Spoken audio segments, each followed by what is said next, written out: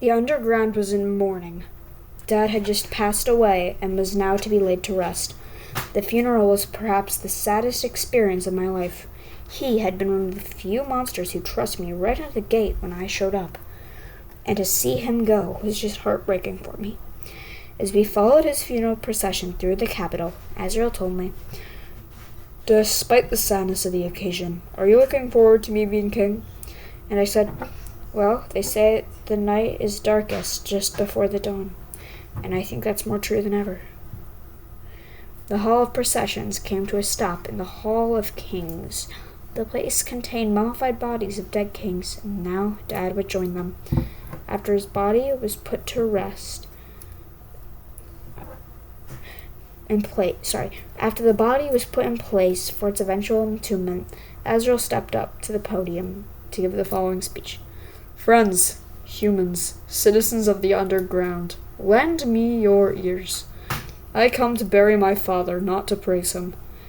I bet you never thought this day would come, and in truth neither did I. But now the real meat and potatoes.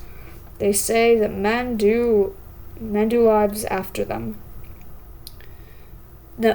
They say the evil that men do lives after them, but the good is often buried with them.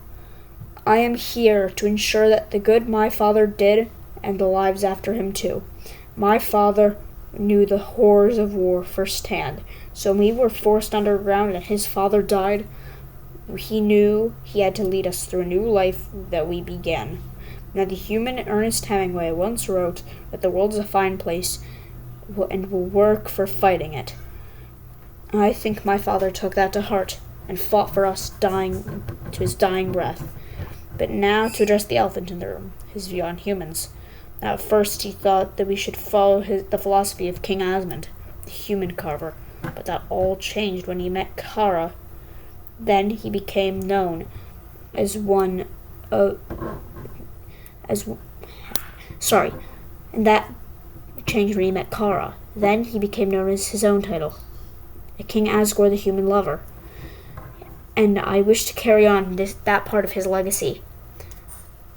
At this, everyone cheered at the man who would be their king a week from that day. Azrael's coronation was a more jubilant affair. Well, that might not be the right words. Let's say bittersweet. While Dad's passing was still fresh in the minds of the kingdom, everyone was looking forward to Azrael becoming the new king. So, from that day on, Azrael put on the king's garb for the first time and walked out on the balcony to meet his crowd of his subjects.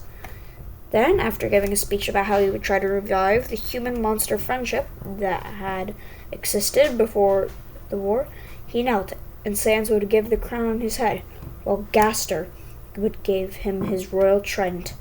Then he rose to his feet, hoisted the trident into the air, and transformed into his ultimate powered form Gaster had been longing for him to achieve all these years. Then the crowd kneeled and cheered, "All hail King Azrael!" and began a new era for monsters and humans alike.